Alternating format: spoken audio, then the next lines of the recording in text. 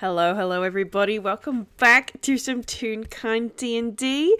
My name is Whis. I'm one of your players today, although I'm sort of pseudo-DMing, I suppose. I am going to primarily be playing a stoic, well, he's kind of like a Grim Reaper, I guess. The Ferryman of the Pokemon storyline. And joining me is a delightfully funny, wonderful, talented, and all-around good buddy of mine.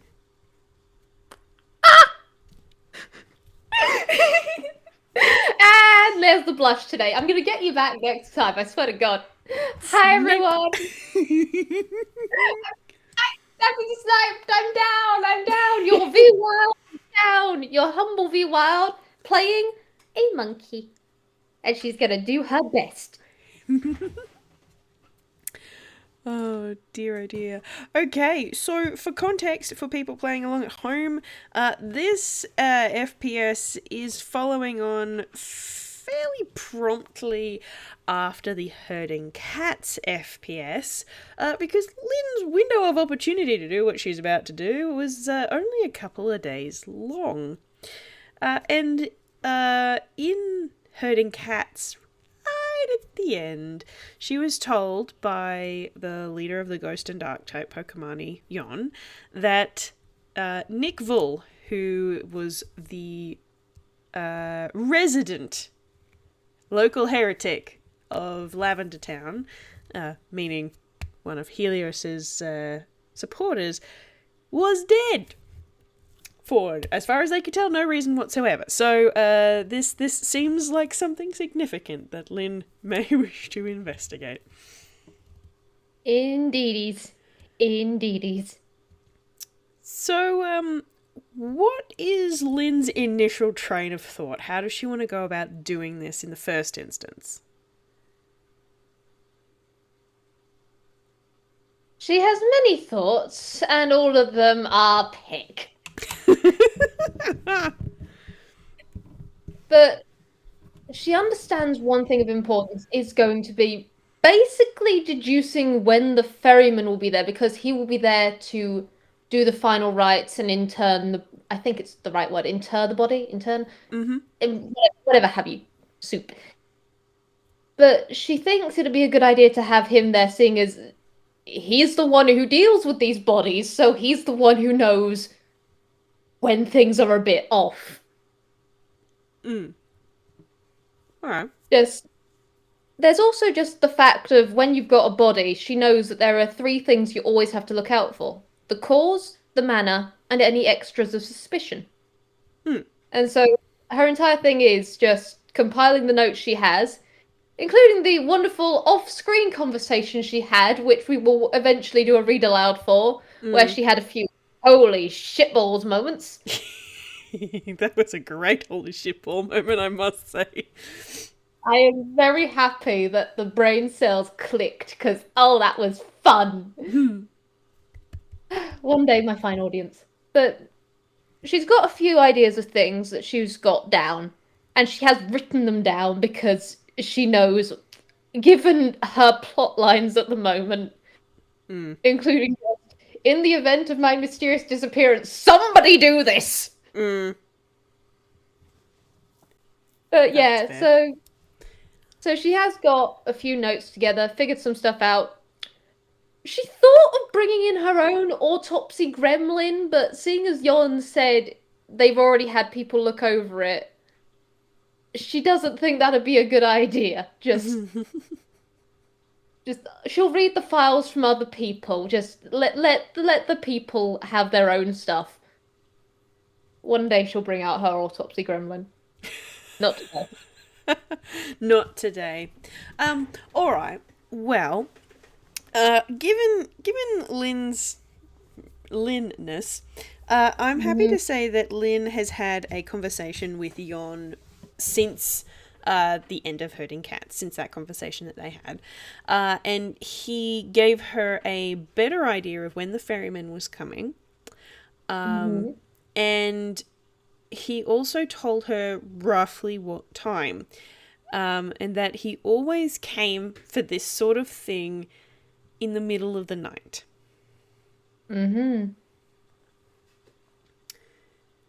So Lynn has two options. One, she can try and go to Jotos to catch him there and talk to him on the ferry. Or she can go to Kantos and meet him there.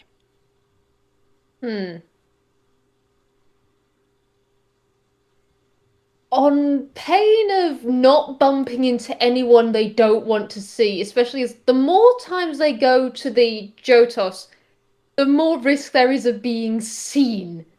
And she's not about that, seeing as what they're doing is trying to keep a low profile.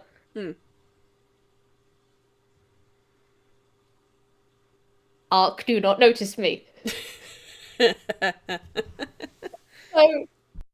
so she will be going to Kantos, I think. Alright. Are you going to go... Are you going to use your key, obviously, through Yon's... through Yon's front door and then head to either the Hall of Origin or the dock, I would suspect? Yeah, I think that'd work. I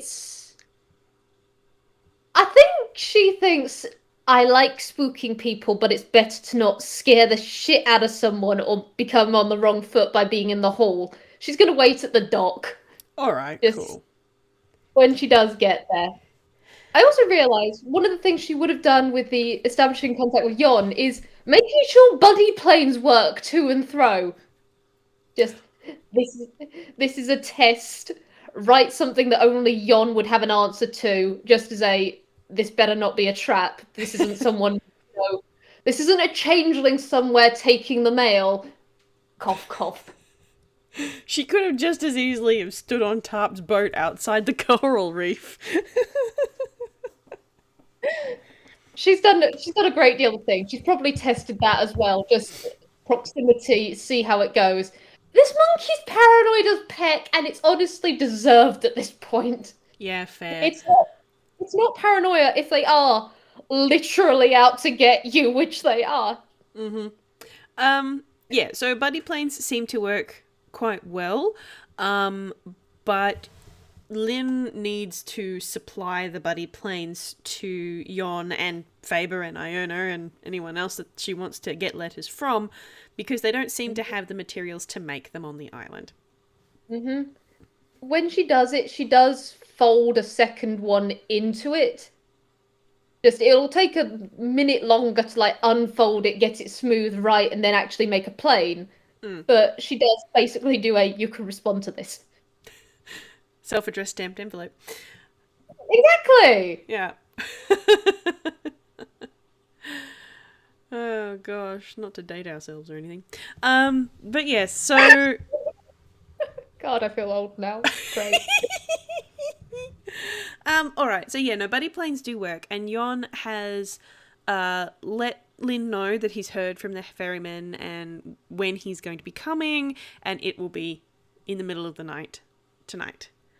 So Lynn is going to go through Yon's front door and trot through the quite quiet town. It's not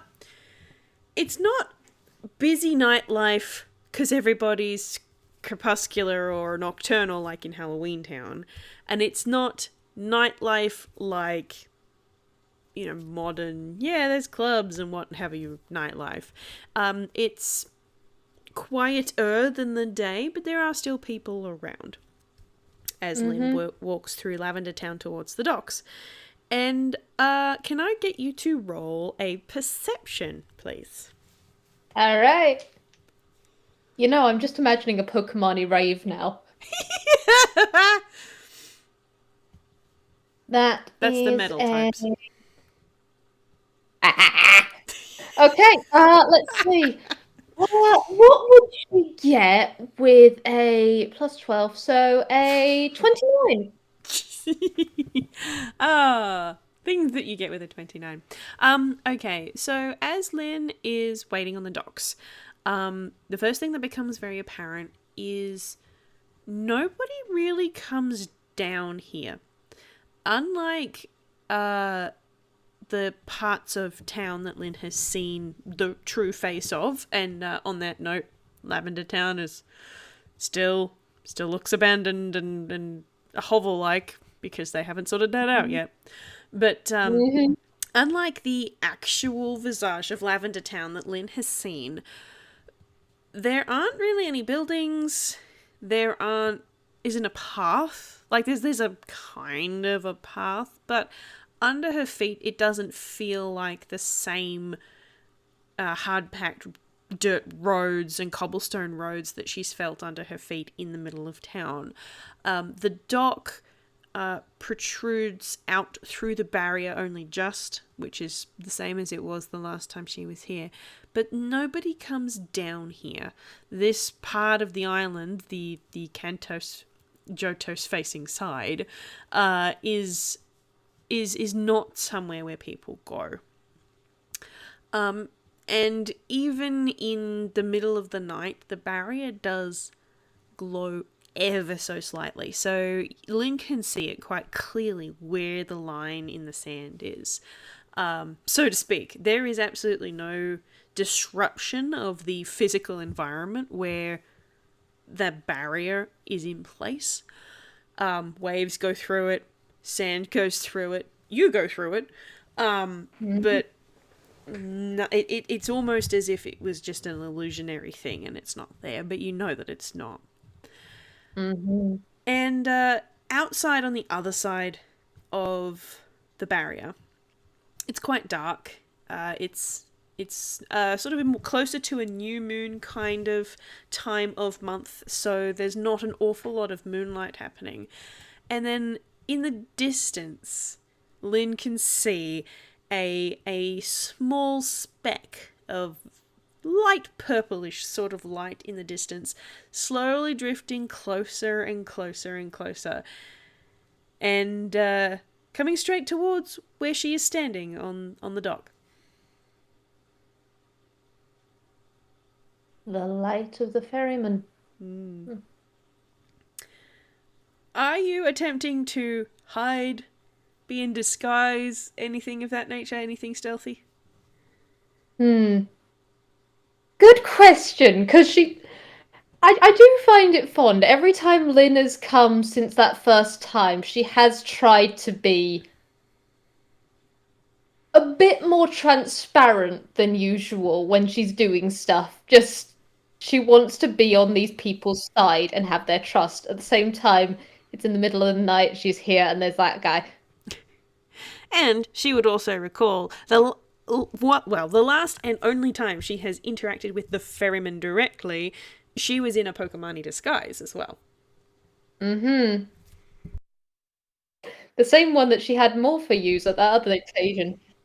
Yeah, except Morpha didn't step out in that disguise, did she? Exactly. She decided. She found several other forms that she found very fascinating, and she has had to have a talk about that. Just, you can't go out in public in these. I'm sorry. Disguises. So,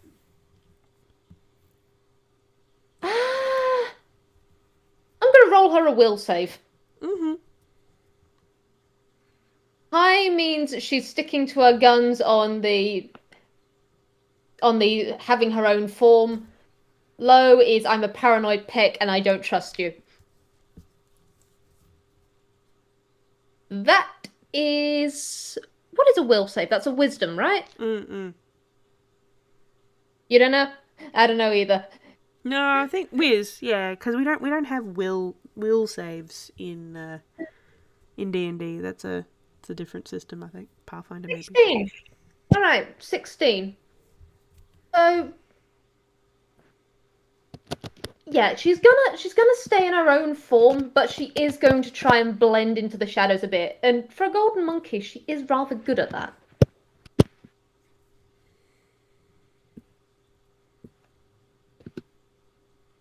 Thank you.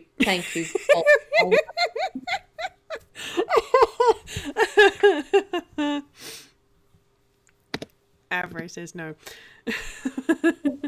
Avray will say yes, because so it has no choice. I can roll stealth.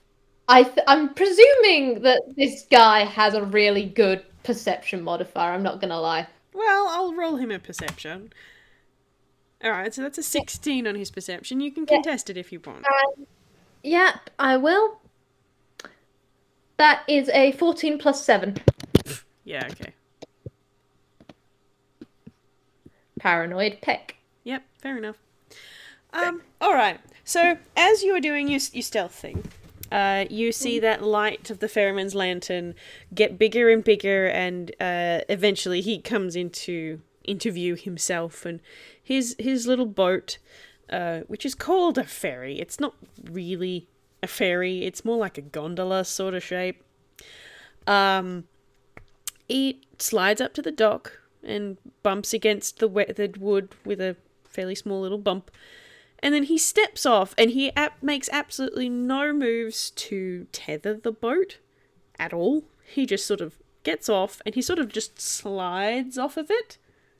Like you might imagine that maybe Morpha might, if she was wearing a really long dress, she was trying to be spooky, just wafts off, and You've done that many times before, yes. yeah. So it's not like stepping; it's just like he just sort of slides off of it, and he doesn't move to secure the boat or anything, and he just starts to head slowly down that path towards the town.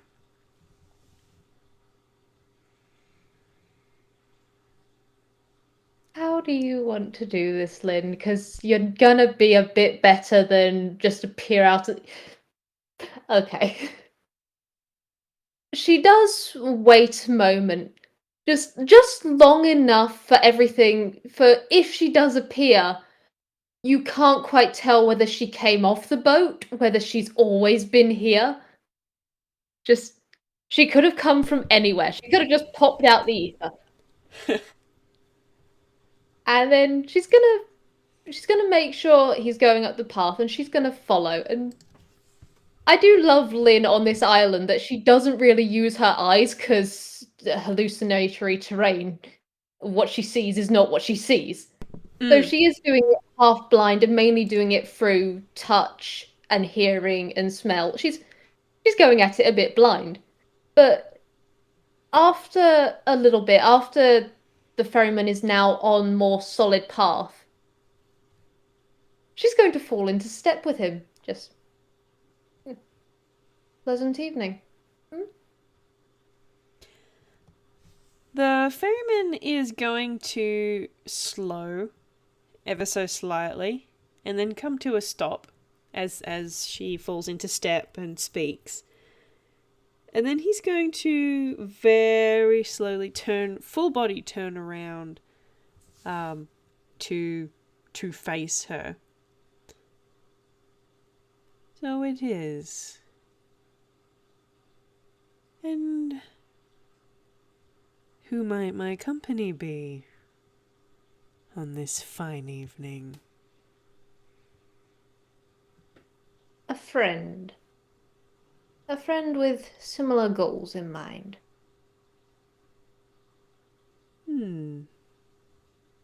How intriguing. Does my friend have a name?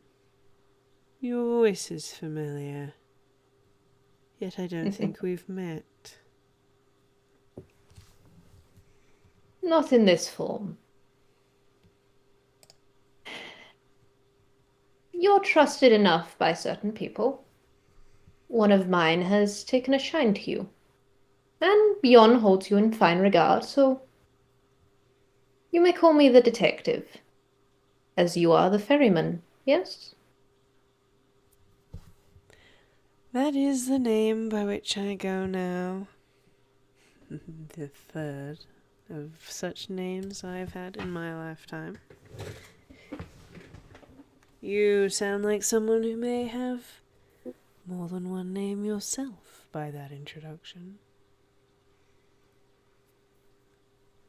Depends on who you ask. I could have a dozen. I'm just going to roll him an intelligence really quickly.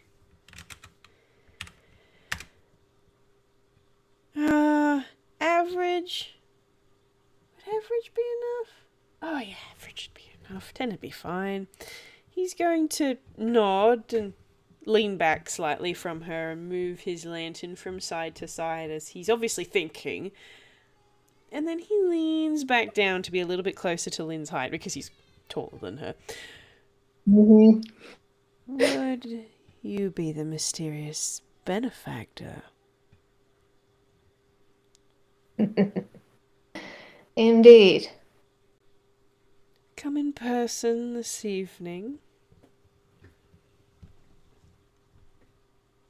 These matters are best tended to in person, with respect.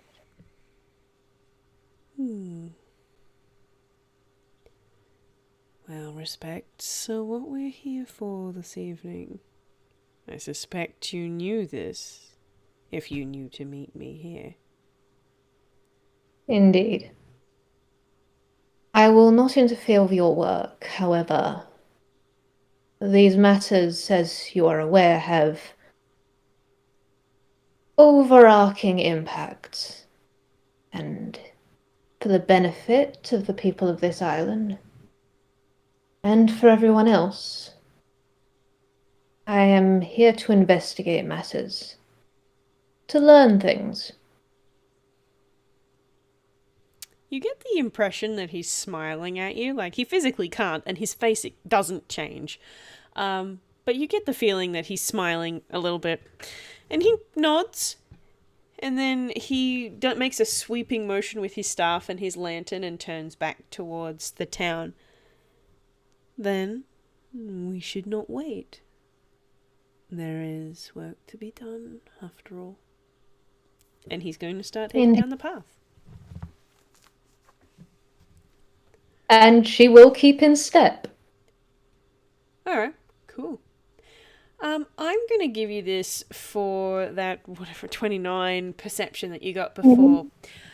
As the ferryman gets to the edge of town, where town really starts to be more like town, he is holding his lantern in front of him. Whether or not that's to let people know that he is here, or whether or not it's genuinely to light his way, you're not sure. But as he's not moving quickly, it's definitely a slow plod, and you're able to pick his steps, but only just. He definitely has a glide way of moving around, but he does have feet under there as far as you can tell.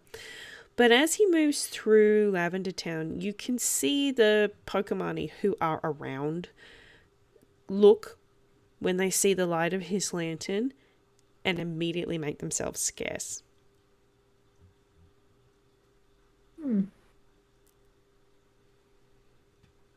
Interesting.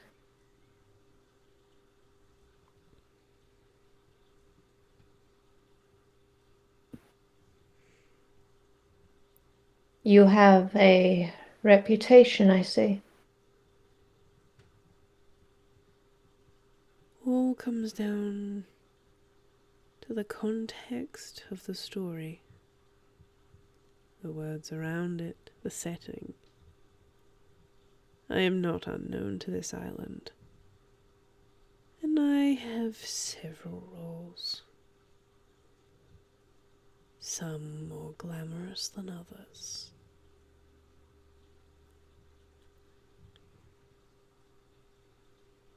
You bring their children, you inter their dead. There are others, I presume? Other roles? The circle of life and death is where I make my home. Though I am better suited to one over the other. For now, however, I do tasks for both.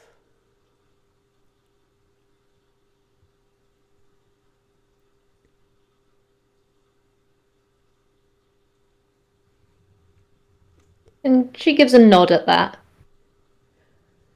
The other thing that I will give you as you're moving with the ferryman through Lavender Town is that it becomes apparent to Lynn as he's moving, observing him and the way he moves through town. He can see Lavender Town for what it is. Mm-hmm. And it's not the lantern providing that light, seeing as otherwise she'd probably be able to see the original terrain as well. Mm-hmm.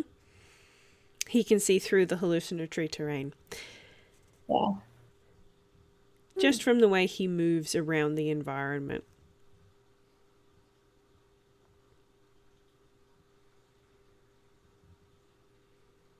How would you word this, Lynn?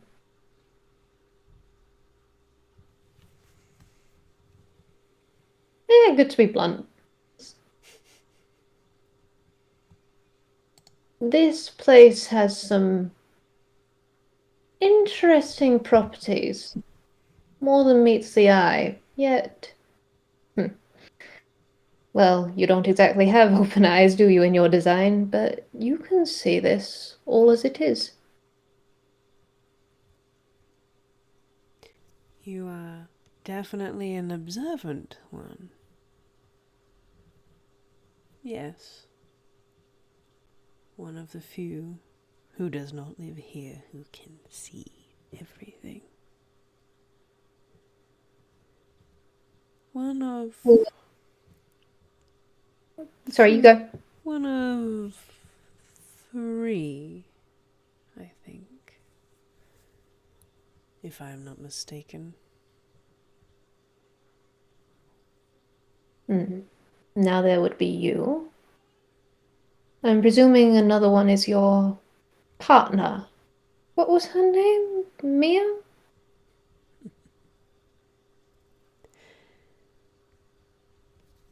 Your emissary spared no detail, I see.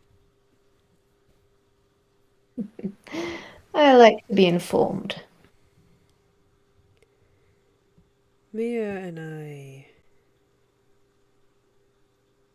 assisted with the founding of this place. Mm-hmm. Its geography was chosen, but the home had to come from somewhere. And as servants of Unbekant, she and I could not leave this town to its own devices without support.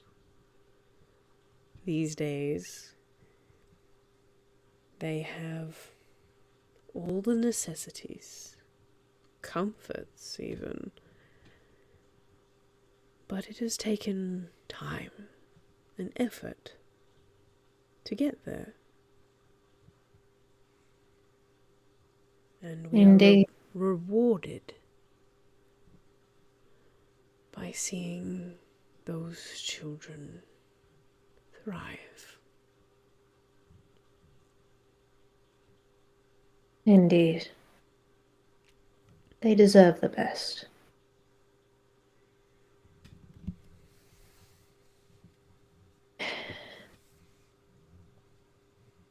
Who is the third, if I may be so bold? Just... He actually stops at that question, and he turns his head to look down at her, and you get that feeling that he's smiling at you again. There is more details that you haven't been told. How curious.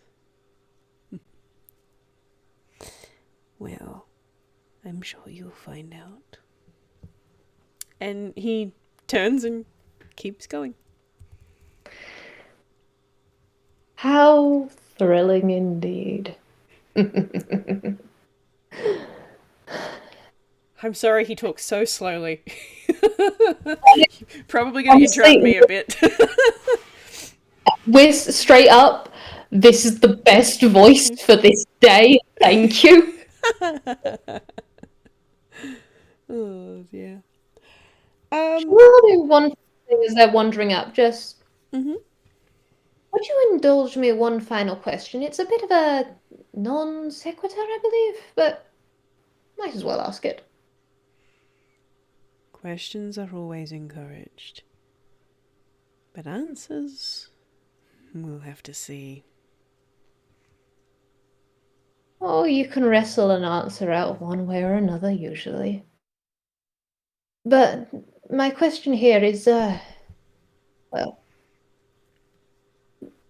different classes come to different people. From what I've seen of the Pokemon, druidic magic is dark and ghost. Are they the only ones that manifest in that way? The only druids of your kind? Not historically. We may be sorted into types, but we are as any other toon. Our class, our talents, our skills is unique to each of us, as with any other. That said, the dark and ghost types of Cinnabar were more predisposed to caring for the earth and the plants thereon. And truly, to my knowledge, no Pokemon druid has been born since of any other type.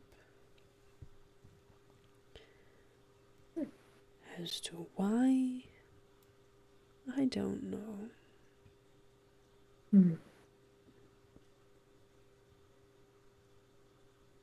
Well, certainly plays into the juxtaposition of the islands. Might be curses, might be gods. Everything's fickle in those ways. Things become clear with time, or stay mysteries forever. And no one has any way of knowing which it will be. But for now, we do what we can.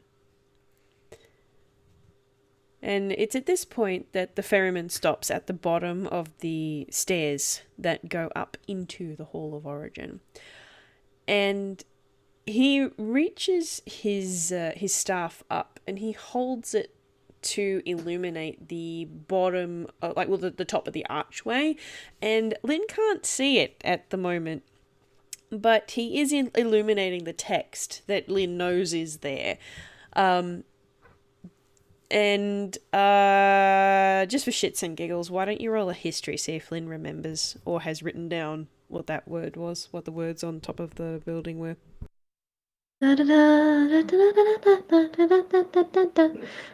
16 plus 6. Yes, she's written it down. Oh yeah, easy done.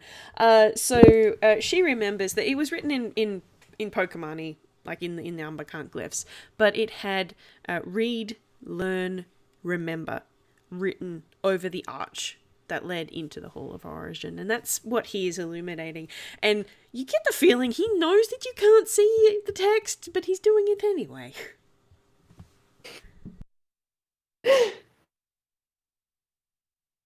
Maybe it's for his own benefit. Maybe it's just to be mysterious. She doesn't know, she's not going to question it. What she does do is she does remember where they should be. And he knows that she can't see it.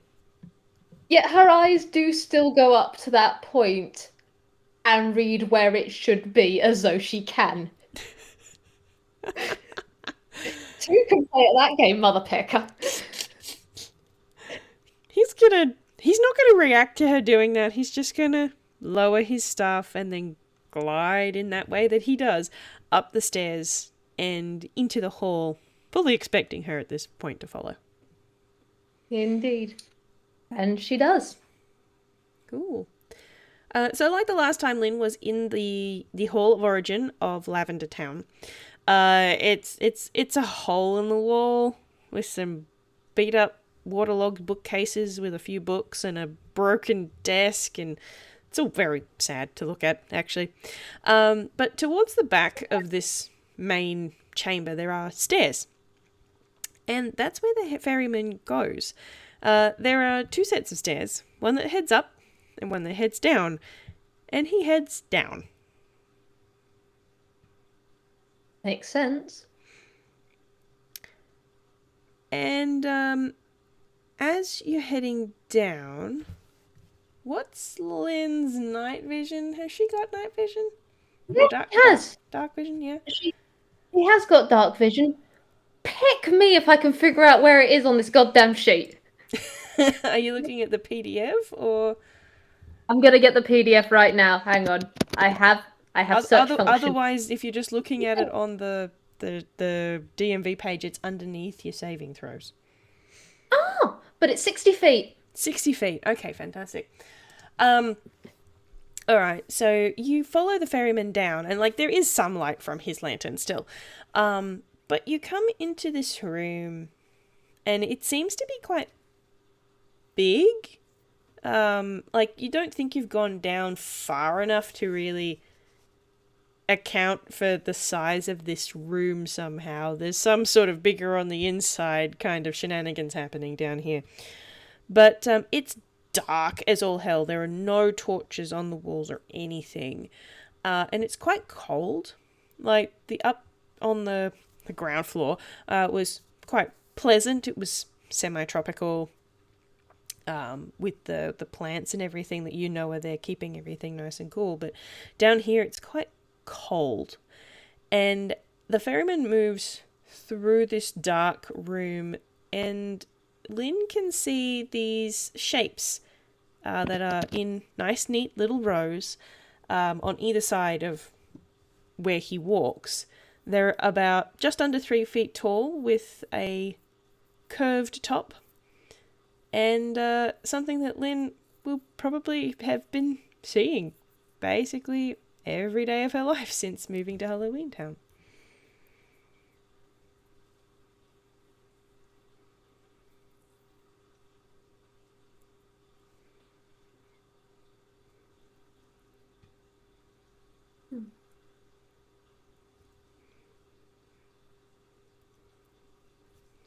She does give a slow look around at that, just taking all of that in.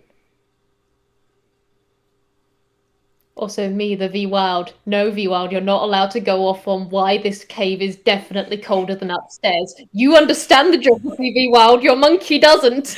That's my little Easter egg for the Vwild. The Vwild is so close to going off on a 3-paragraph type on, yes, this makes perfect sense for the location. The Vwild won't. Off the recording, perhaps. Mm-hmm. Yeah, so there are probably about 3 rows of these headstones that Lynn can see in this room. And all of them are exactly the same size, exactly the same shape. And she can't see what's written on them. They're facing away from her. But the ferryman walks in between these headstones to what looks like a table at the far end, and there is a shape on it covered in a cloth.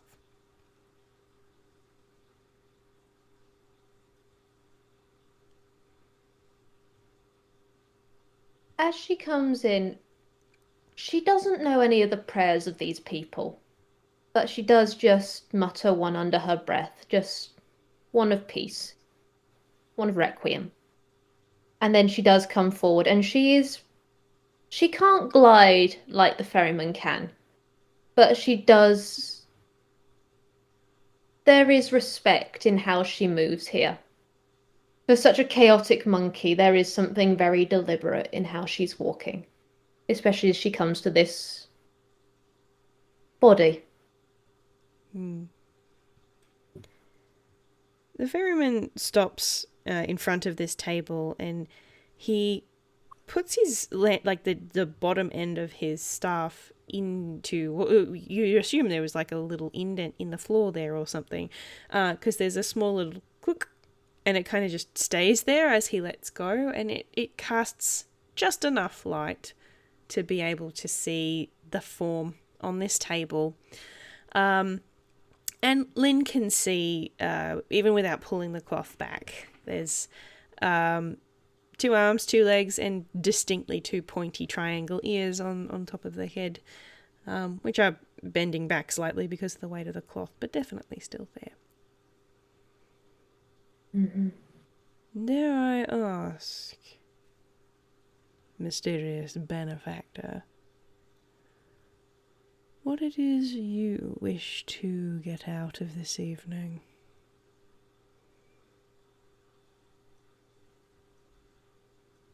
This was a unexpected death, and yes, I know many deaths are unexpected, but the timing and the situation, things need to be unveiled. Things need to be assessed. The cause, the manner, cause, manner, and suspicious or extenuating circumstances need to be identified. This is one body. My duty is to make sure there are not many more following it. You are in our cycle as well, it seems. Well, if it is revelations you are here for, let's see if the young man has any for us. And he reaches his hand out, and unlike a lot of the other Pokemon that Lynn has seen, he doesn't have little twiggy fingers. He kind of more has these, like, flipper, like, nubby sort of hands. So he just sort of reaches out and just sort of grabs it with his whole little flipper as sort of hand, and pulls the cloth back. And lo and behold, lying there is Nick Vull. His eyes closed. He is basically exactly the same as Lynn remembers him looking at a roll-free first glance. But she is welcome to do some rolls to get more than that. Indeed. No, you know what? I think we're going to stop here and just stare at the body and go, well, that's all we got. Let's admire the corpse. Why not? Let's just do the title card for about 20 minutes. Okay. Investigation would likely be the first one. Yep. Investigation. Okay. Medicine is also up there. Okay, I will also roll medicine. That is a... Oh, okay, that's actually surprising to me, but then again, makes sense with the modifiers. That's a 14 plus 6 for the investigation, and that is an 18 plus 8 for the medicine. Alright, great. So it's a dirty 20 and 26. Alright, cool. Alright, well I'll do the 26, the medicine first. Looking Nick over, there are no bruises, no cuts. There is no grazes, no signs as far as Lynn can tell of any physical injury. No signs of blunt force trauma.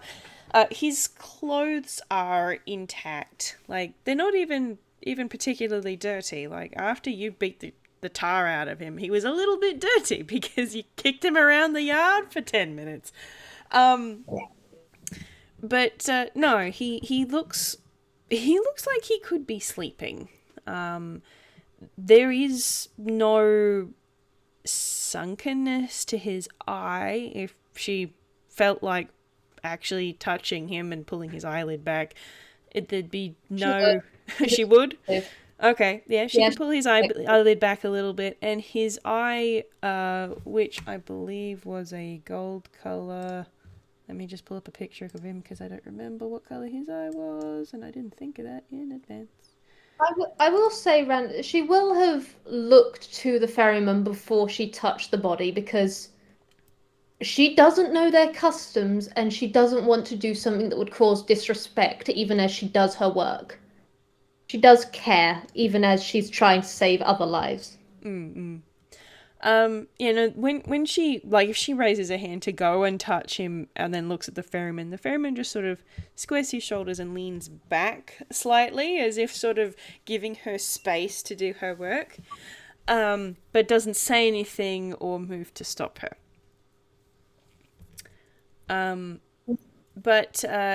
So Nick, his eye was brown, and it still looks brown. It's not like a real kind corpse where they start to do some funky decomposition type stuff. He looks pristine and peaceful. He like his fur is like he's covered in a fine fur. And he's got those little cheek tufts, and has that grey patch around his eye as well. And the ring is still around his right ankle, where it was the last time she saw him. But yeah, she can't feel any broken bones or feel anything in his torso out of place, like he'd been bashed or anything. No odd angles to his sketch. No discoloration. If it wasn't for the fact he wasn't breathing, he looks fine, very healthy, in fact. Well fed, well watered, relatively good fitness as far as she can tell. But he's just not breathing. that's the bulk of it, yeah. Ah, yes, the sure sign of death. No breathing. Yeah. She does look over all of this, and she does give like a single nod to herself. In fact, she does actually do something right before she starts. She does have something on her. In fact, could the ferryman roll perception, please? Sure. What did I roll for him before? +5. 19. 19. You do hear a small click and a very, very faint whir, and then she is talking under her breath, or the detective is talking under her breath, in giant. And Let me roll a I don't... d2. 1 yes, 2 no. 1 yes! He speaks giant! Yay! He can hear what she's saying and understand it, and she is basically giving an autopsy report. She is going through all these signs and she is explaining them, basically so she can listen back to this at a later date and write up a full report as need be. Okay.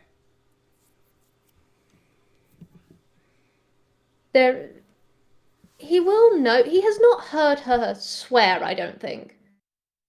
But it is still that. It's a slow respect in her voice as she's saying all of this. For this person who wasn't a friend, she's treating him as any other person. Sort of like all these headstones being exactly the same. He's just another person.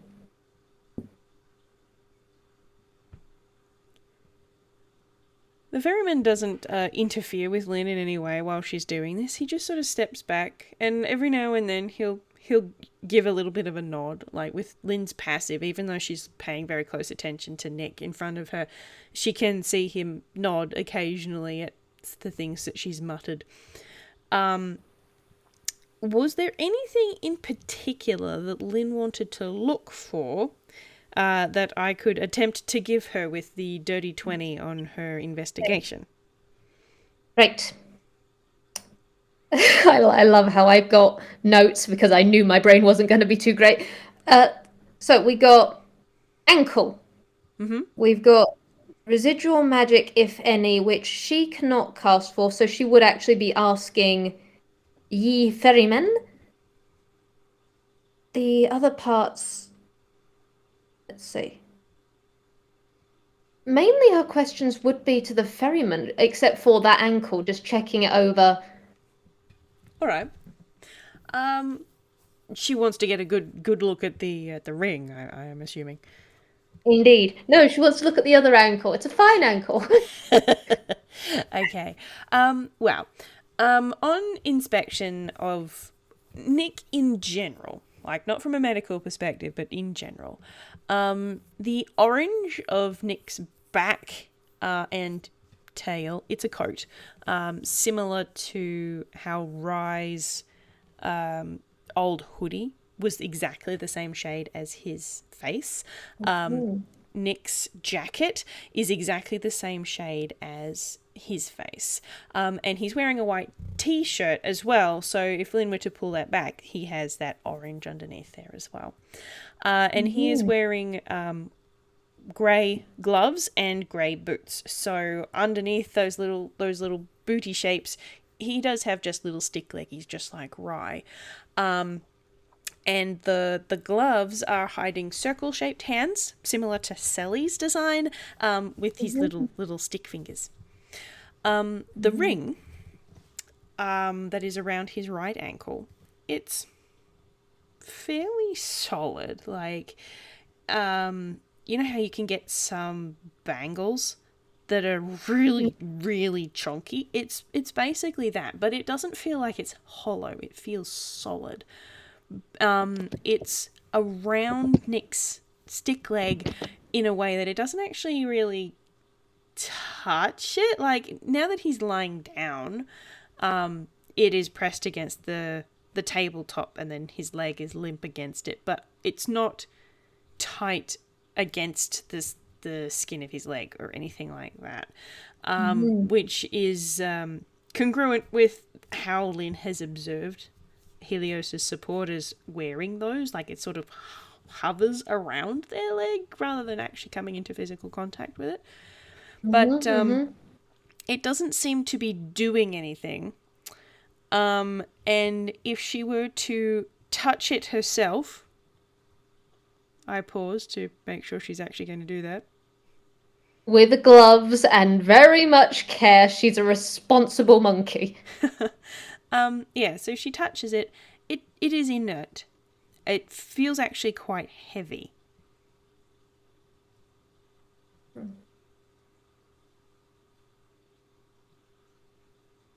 Fascinating. Well, if it's inert, then that rules out certain other factors that could have been in play. Okay. Right, that rules out that. Crosses that. Doesn't rule that out, but we'll cross that bridge when we get to it. She does give it almost an experimental tug to see if it shifts. It does not. Alright, that rules out that plan. Okay.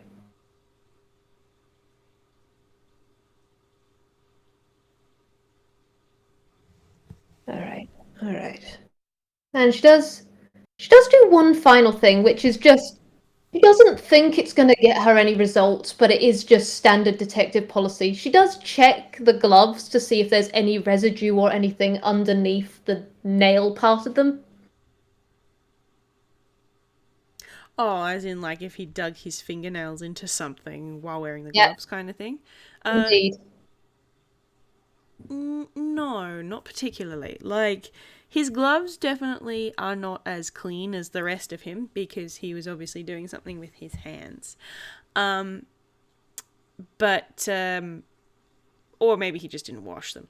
It's hard to say. But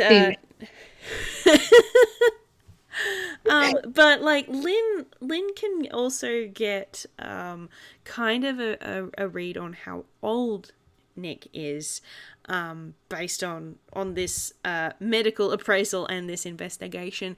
She reckons that he wouldn't have been any older than 20 at most.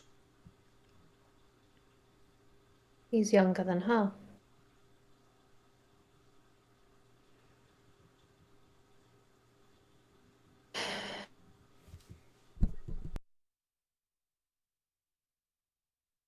She does take a second at that when that hits.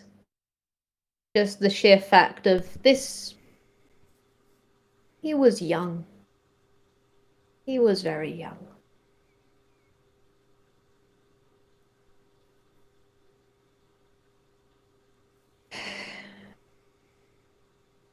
May the afterlife be kinder to you.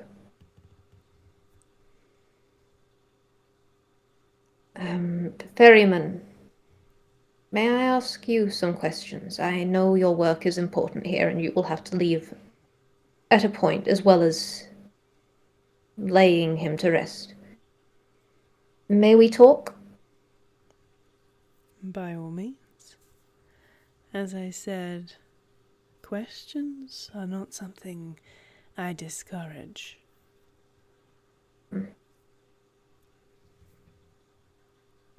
Very well. First and foremost is you were called or arrived when he passed, yes? This is correct. So, were you there to see him at the scene of his passing? I was not.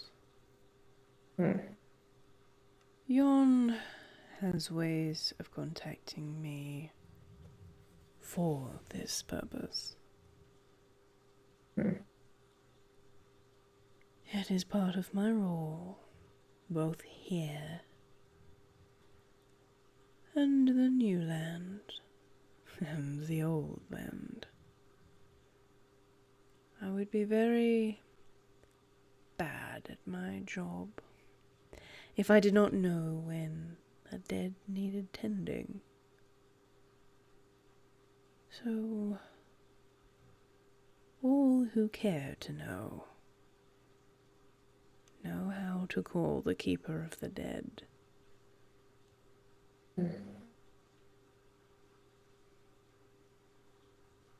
Understood. There are no signs of struggle. Not even the usual ones. From what Yon said, he was found just lying there. He was a fighter who wouldn't willingly give up in just any given circumstance, so something happened to him to take life from him. Life force drain, perhaps. But on to matters. Ferryman, have you ever met Nick before? Before all of this? I have encountered the boy before. He Oh, you go? fell overboard. Oh. This one hatched on my deck, and the ocean sought to claim him. Then, more than a year now, I met him again. Just as loud as the day he was born. And had to be quietened for the trip. For as you know, Pokemon like Nick can come in, but not out. and measures must be taken to ensure it.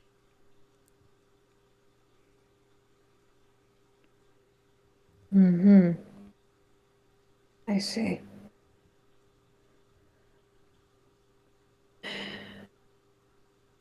So, an overboard child.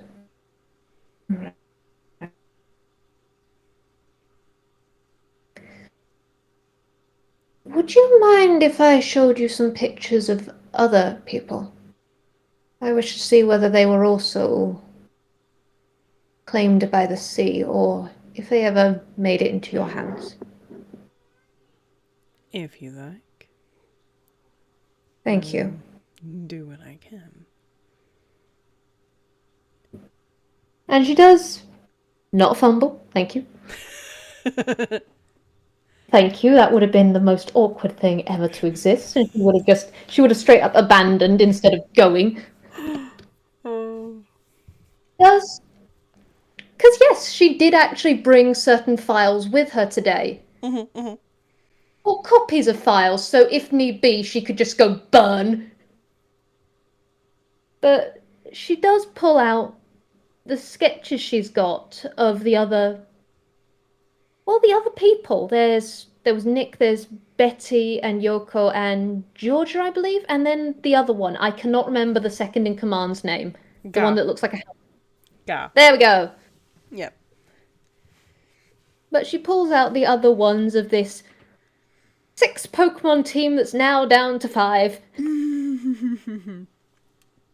And she does just hold them underneath the light. Just. You recognize all of these or only some? He's going to lean a little bit closer and peer at these sketches. And he looks at each one very pointedly, taking extra consideration at each different drawing. And then he straightens and tilts his head to one side. All of these have crossed my path before.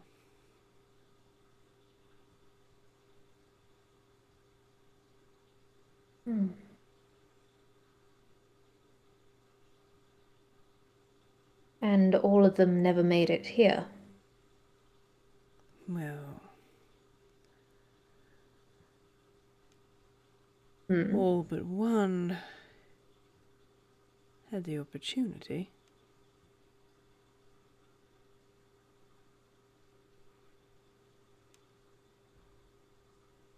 For sake of note, could you clarify, please? I am not a young Pokemon. I have lived long and seen many. But I know every last Pokemon I have rested. These ones? And he points specifically at Yoko, Betty, and Georgia. Those are ones whose eggs I know, who were taken from my boat before reaching their destination here. I can tell by their markings. But this one...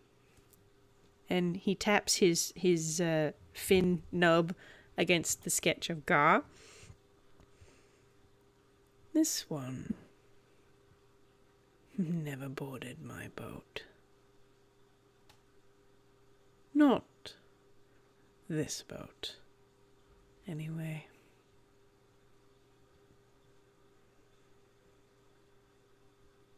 Not this boat, so...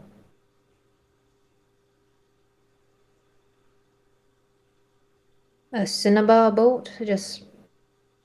Forgive me for my lack of tact on certain questions.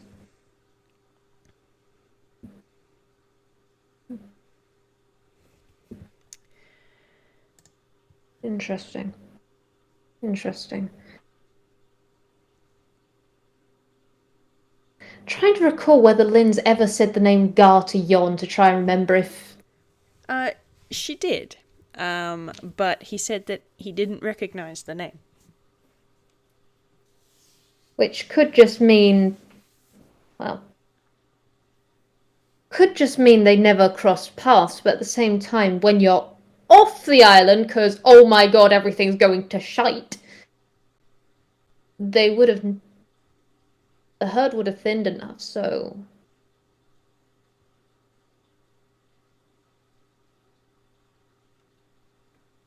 Gar is the second in command. Wasn't here, was Cinnabar. Never left, perhaps. But why save? Well, actually, it makes sense why you'd save one, but.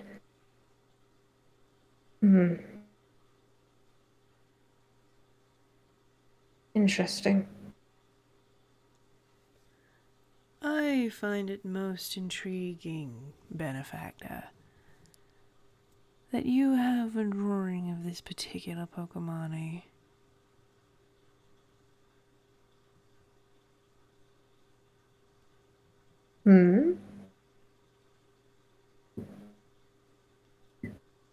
Sorry, could you repeat that? The Vwild brain just suddenly, literally, had the line and then just went, "We don't need this line. Yeet!" He said that he's surprised you have a picture of him. He has encountered people that are within my circle. He still lives. Do you want to roll an insight? Yes, there is a specific reason why she used that exact line to see the reaction. Let's see, that is insight. I look forward to when. Do you know DMV ate her sheet at one stage, and so she's actually been doing stuff with lower modifiers. But I'm not gonna change it until she gets her next level up because I think that's funny. She just go zoom. But that's a 25. Alright, cool. He's not actively trying to contest Lynn's insight. She does get the feeling that he's just like this, though. But even though his posture doesn't change, his facial expression doesn't change, he doesn't actually move. Lynn just gets this vibe of prayer hands from the ferryman. Like that's just the vibe that she's getting. It's just prayer hands.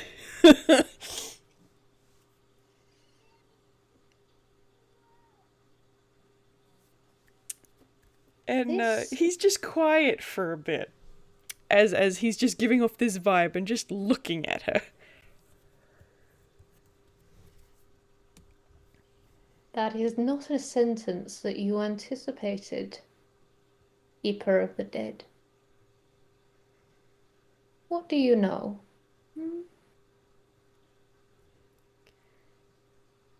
It seems that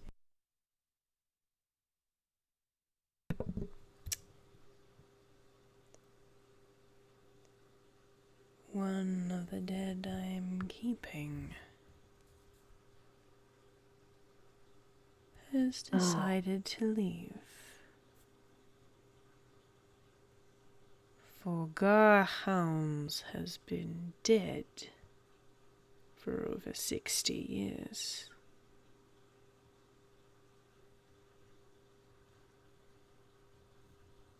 I see. Do you have the body as proof on your end?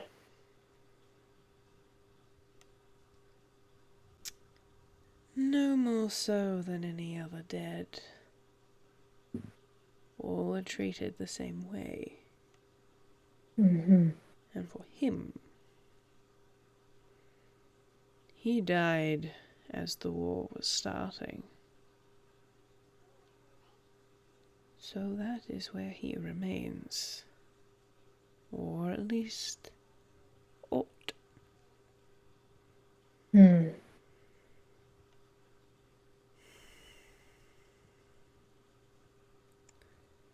How close was he to Helios before all of this?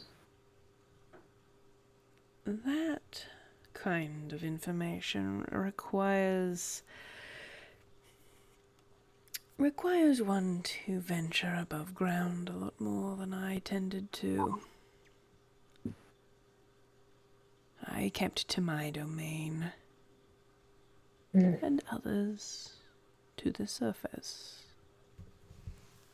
unless they needed me.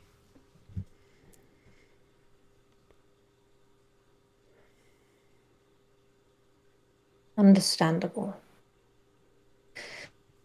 Okay.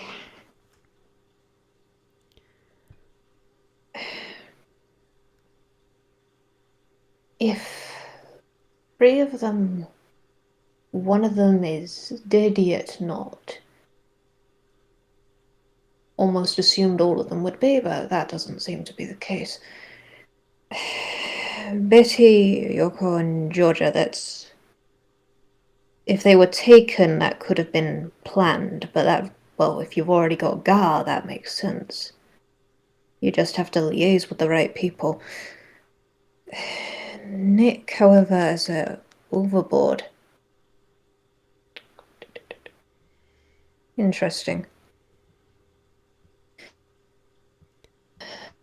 Do not be mistaken, benefactor.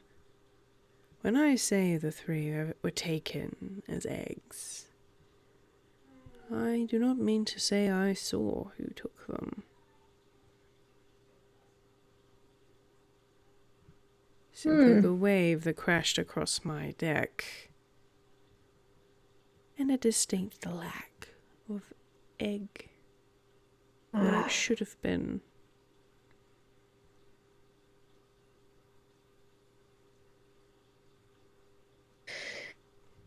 Interesting.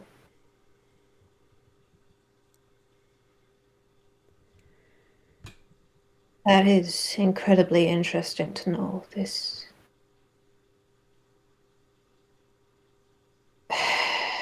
Wish I knew more about magic so I could have understood the pact that Nick and such had. That might have illuminated things. That is crucial information that you've given me. Thank you. He just nods. Is there anything else you wish to do? Or may I proceed?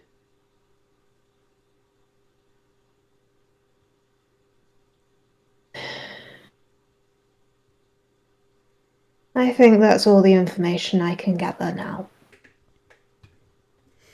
Lay him to rest. I will not intervene or interrupt. He nods, and I'm just gonna roll a hammer space because I think that's funny. Nope. Okay. We're not gonna have a like squid down here.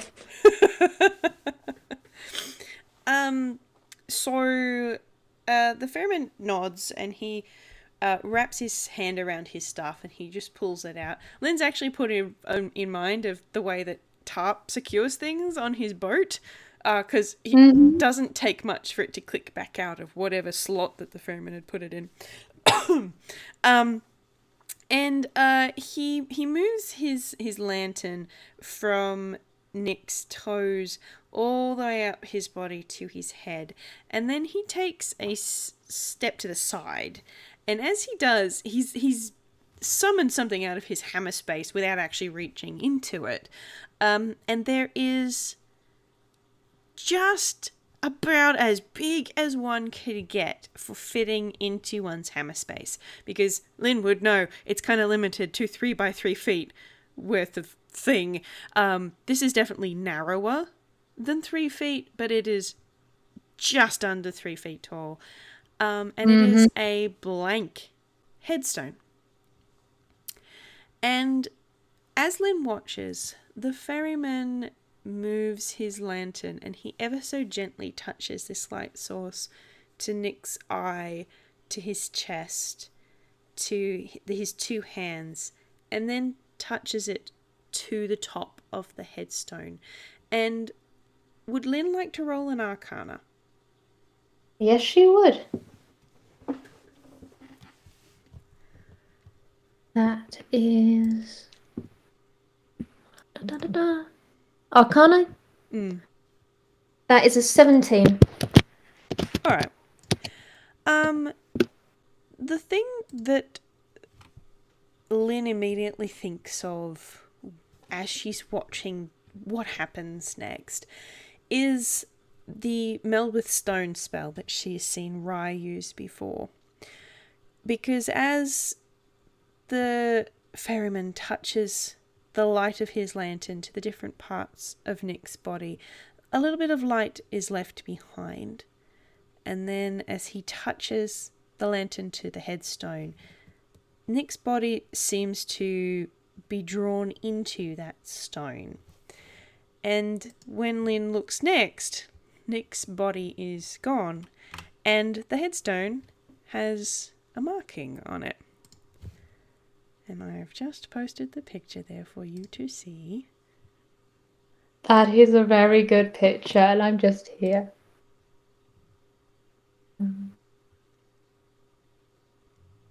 As to...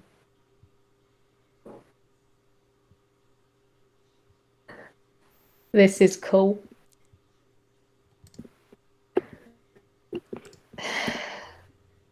I'm going to translate this later because, by God, I literally just cracked my neck looking to the side. And to end.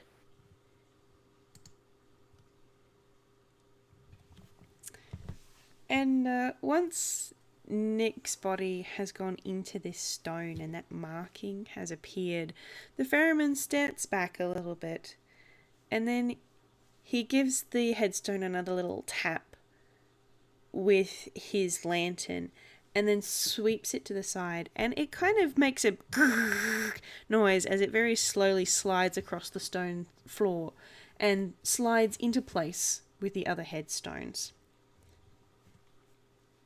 And from here, Lynn can actually see all of the headstones are marked in exactly the same way. They've got the same sort of decoration at the top, that same passage at the bottom, but an image in it of the person who is interred within.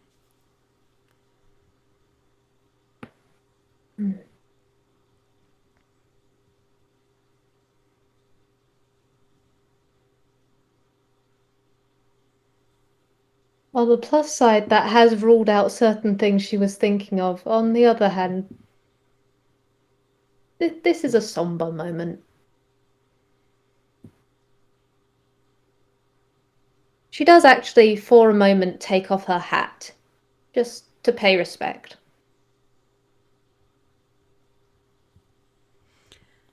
The ferryman is quiet for a little while, just looking at this new headstone amongst the others. And then he draws in a breath and squares his shoulders and turns towards the stairs. Will you be coming back to the dock this evening, benefactor? I will see you off, yes. He nods and then starts leaving the cemetery. Mm-hmm. She follows. Mm-hmm. They've settled matters here. And the thing that the thing that Lynn notices as the ferryman comes back out of the hall and starts moving back through town, people had come back out to do whatever it was they were doing in the middle of the night as per normal. But as the ferryman starts to sweep back through, they flee from the light of his lantern, as they did before.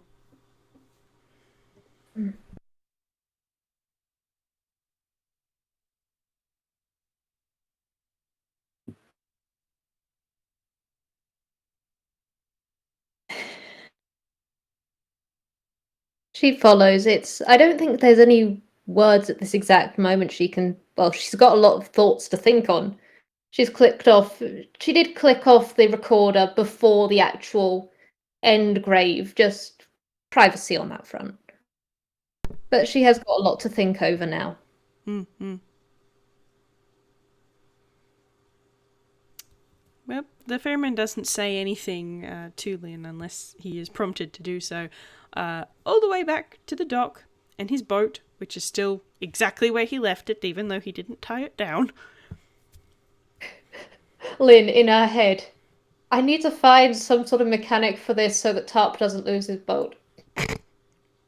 Again.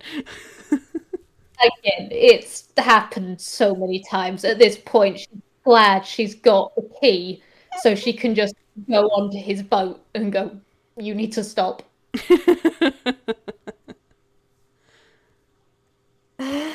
Let's see.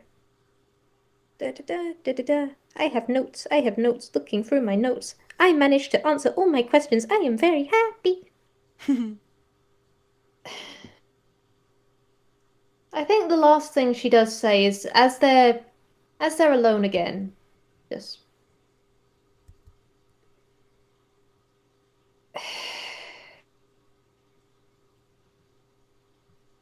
there is a war, and it is upon us again. I will be doing everything within my power to ensure that less headstones than before are filled. Hopefully a minimal number. That's what I always try for. A noble goal. We all stand as headstones eventually. Indeed. Even those like me.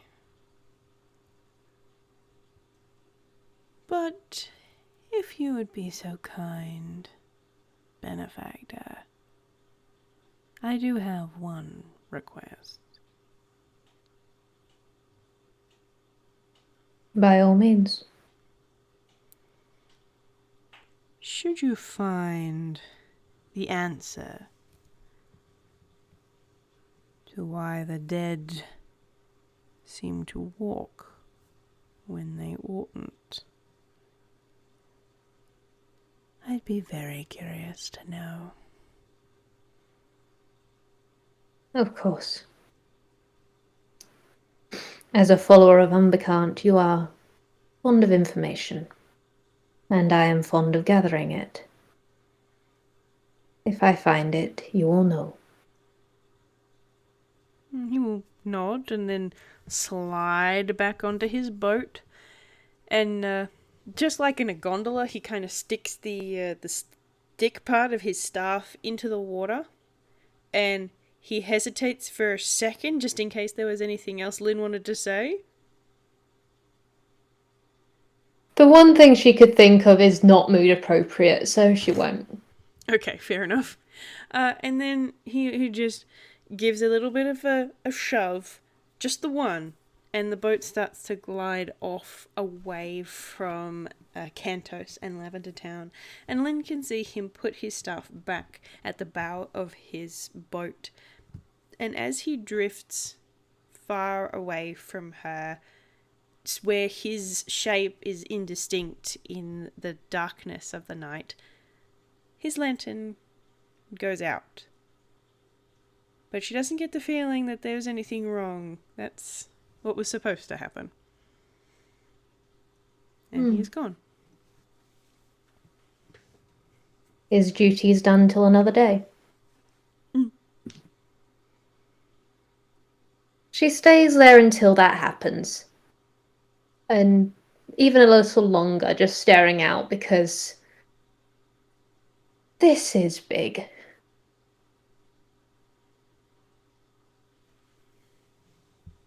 And then she turns around and she goes home. More information in her head and, well, a few interesting answers.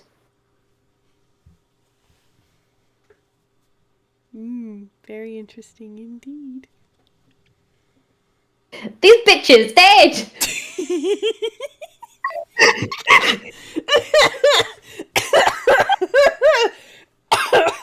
That one caught me off guard, I'm not gonna lie. Yeah. I'm glad. I'm glad. I'm so glad I caught you off guard. I was hoping it would. Oh dear, we were all having a moment, it was all calm, and then you pull that one out. Oh, As oh dear. Hex puts it, 3, 2, 1, jokes. Wonderful. Well, I hope you enjoyed that little lore dump. That was fun. Yeah, I scream at you. I scream at you a lot.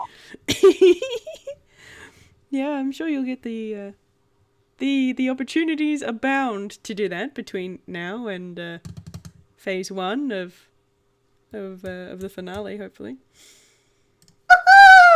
But yeah, there's your advanced warning, everybody listening to this on the YouTubes.